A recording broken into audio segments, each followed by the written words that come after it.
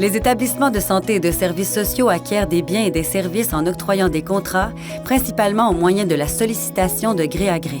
Le recours à ce mode de sollicitation est plus important que dans d'autres secteurs du gouvernement. Le 13 mars 2020, en raison de la pandémie de COVID-19, un décret d'urgence sanitaire a été promulgué.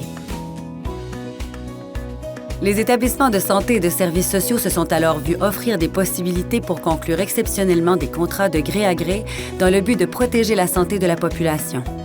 Le 23 mars 2022, ces possibilités ont pris fin.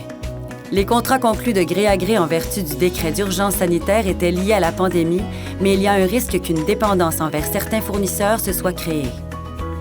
C'est le cas notamment des contrats conclus pour recourir à une plateforme de prise de rendez-vous en ligne.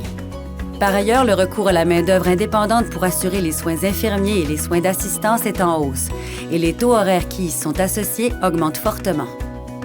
Au cours de la pandémie, les tarifs de la main-d'œuvre indépendante en soins infirmiers et en soins d'assistance étaient plafonnés par arrêté ministériel.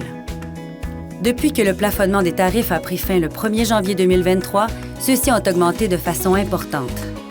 Enfin, pour l'acquisition de places d'hébergement, l'appel d'offres public est peu utilisé et lorsqu'il l'est, il donne peu de résultats.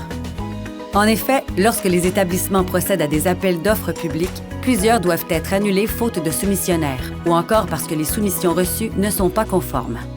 À la suite de ces constats, le vérificateur général a formulé plusieurs recommandations dans son rapport. Ceci n'est qu'un aperçu de nos travaux. Pour en savoir plus, consultez notre site Web.